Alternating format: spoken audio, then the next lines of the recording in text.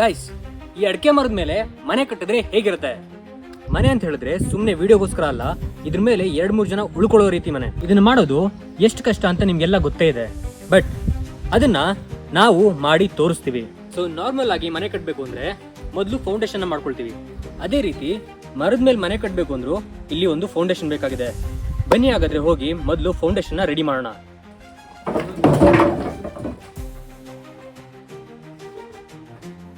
Foundation ready ಮಾಡೋಕೆ ನಮ್ಮ ಮನೆಯಲ್ಲಿದ್ದ ಹಳೆ ಮರದ ರೀಪೀಸ್ಗಳನ್ನ ಆಟೋದಲ್ಲಿ ಹಾಕೊಂಡು ತಗೊಂಡ್ ಬಂದು 2 ಮರಗಳನ್ನ ಯೂಸ್ ಮಾಡಿ ಬೇಸ್ನ ಕ್ರಿಯೇಟ್ ಮಾಡಿ ಅದ್ರ ಮೇಲೆ ಫ್ಲೋರ್ನ ರೆಡಿ ಮಾಡೋಕೆ ಬಾಕಿ ಇದ್ದ ರೀಪೀಸ್ಗಳನ್ನ ಯೂಸ್ ಮಾಡಿದ್ವಿ. ಬಟ್ ಫ್ಲೋರ್ ಇನ್ನೂ ಕಂಪ್ಲೀಟ್ ಆಗಿರ್ಲಿಲ್ಲ. ಅದಕ್ಕೆ ನಮ್ಮ ತೋಟದಲ್ಲಿ ಸತ್ತೋಗಿದ್ದ ಅಡಿಕೆ ಮರನ ಕಟ್ ಮಾಡಿ 2 ಪೀಸ್ ಮಾಡಿ ಅದನ್ನ ಹಾಕಿದ್ಮೇಲೆ ಫ್ಲೋರು ಕಂಪ್ಲೀಟ್ ಆಗಿ ರೆಡಿ ಆಗಿದೆ.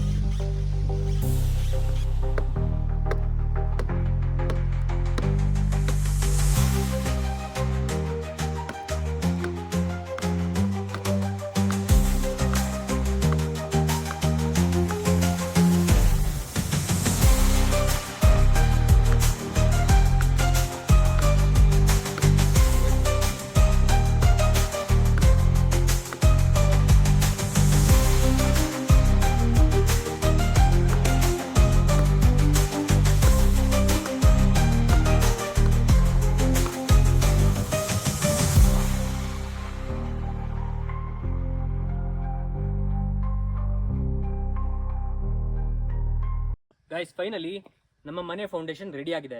ಇವಾಗ ನಮಗೆ ಬೇಕಾಗಿರೋದು ಅಂದರೆ ಮನೆಯ ಸ್ಟ್ರಕ್ಚರ್. ಮನೆ ಸ್ಟ್ರಕ್ಚರ್ ಏನು ಮಾಡೋಕ್ಕೆ ನಮಗೆ ಸ್ವಲ್ಪ ಉದ್ದ ಇರೋ ಮರಗಳ ಅವಶ್ಯಕತೆ ಇದೆ. ಬನ್ನಿ ಅದನ್ನು ರೆಡಿ ಮಾಡ್ಕೊಂಬರೋಣ.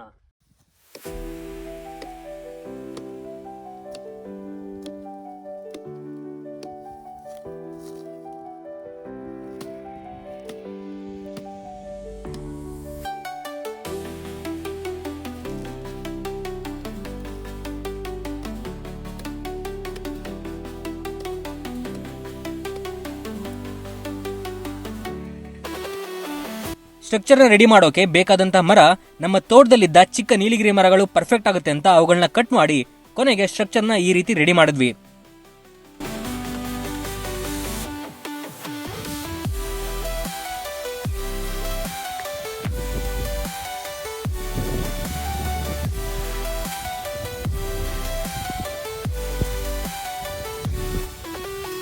ಗೈಸ್, ನೀವೇ ನೋಡಿದಾಗೆ ನಮ್ಮ ಮನೆ ಸ್ಟ್ರಕ್ಚರ್ ಕಂಪ್ಲೀಟ್ ಆಗಿ ರೆಡಿ ಆಗಿದೆ. ಇವಾಗ ನಮಗೆ ಬೇಕಾಗಿರೋದು ಅಂದ್ರೆ ಮನೆಯನ್ನ ಕವರ್ ಮಾಡೋದು, ಹಾಗೇನೆ ಮನೆಗೆ ಗೋಡೆಗಳನ್ನ ರೆಡಿ ಮಾಡೋದು.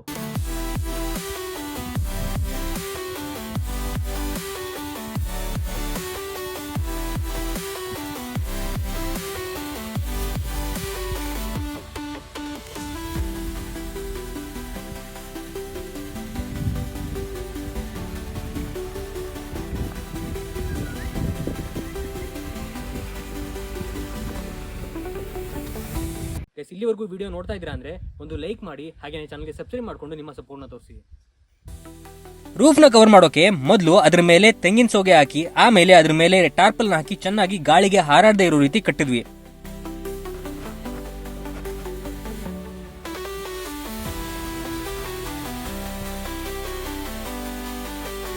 ಹಾಗೆ ಗೋಡೆಗಳನ್ನ ರೆಡಿ ಮಾಡೋಕೆ ನಮ್ಮ ಮನೆಯಲ್ಲಿದ್ದ ಬಿದಿರು ಗೂಟಗಳನ್ನ ಹಾಕಿ ಗೋಡೆ ರೀತಿ ರೆಡಿ ಮಾಡಿ ಆದ್ಮೇಲೆ ಗೋಡೆಗಳನ್ನ ಕವರ್ ಮಾಡೋಕೆ ಬಲೆನ ಯೂಸ್ ಮಾಡೋಣ ಅಂತ ಬಲೆನ ಯೂಸ್ ಮಾಡಿ 2 ಸೈಡ್ ಗೋಡೆಗಳಿಗೆ ಚೆನ್ನಾಗಿ ಕಟ್ಟಿದ ಮೇಲೆ ನಮ್ಮ ಗೋಡೆ ಈ ರೀತಿ ಕಾಣಿಸ್ತಾ ಇದೆ.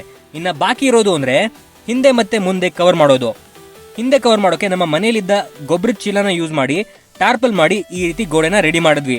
ಫ್ರಂಟ್ ಅಲ್ಲಿ ಡೋರ್ ಓಪನ್ ಇರ್ಲಿ ಅಂತ ಹಾಗೆ ಬಿಟ್ಟಿದೀವಿ. ಗೈಸ್, ಫೈನಲಿ ನಮ್ಮ ಟ್ರೀ ಹೌಸ್ ರೆಡಿ ಆಗಿದೆ. ಬನ್ನಿ ನಮ್ಮ ಟ್ರೀ ಹೌಸ್ ನ ಟೂರ್ ಕೊಡ್ತೀನಿ. ನೋಡಿ, ಈ ರೀತಿ ಕಾಣಿಸ್ತಾ ಇದೆ ನಮ್ಮ ಮನೆ. ಹಿಂದೆಯಿಂದ ನೋಡಿದ್ರೆ ಈ ರೀತಿ ಕಾಣಿಸ್ತಾ ಇದೆ, ಕಂಪ್ಲೀಟ್ ಆಗಿ ಕವರ್ ಆಗಿದೆ. ಇನ್ನು ಮೇಲ್ಗಡೆ ಹತ್ತೋಕ್ಕೋಸ್ಕರ ಇಲ್ಲೊಂದು ಏಣಿ ಕೂಡ ಇದೆ. ಬನ್ನಿ ಮೇಲತ್ತಣ.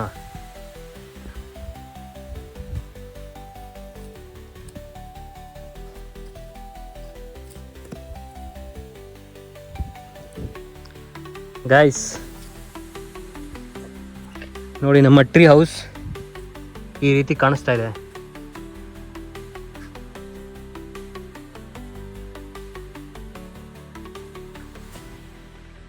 ನೀರು ಬೇಕು ಅಂದರೆ ನೀರು ಕಾಡೋ ಇಲ್ಲಿ ಹಿಡ್ಕೋಬೋದು.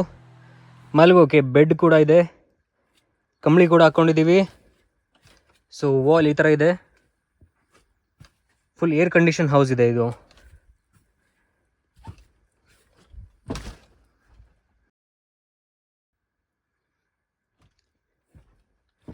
ಗಾಳಿ ಬಗ್ಗೆ ಟೆನ್ಷನ್ನೇ ಇಲ್ಲ. ವ್ಯೂ ನೋಡಿ ಯಾವ ಥರ ಇದೆ ಅಂತ.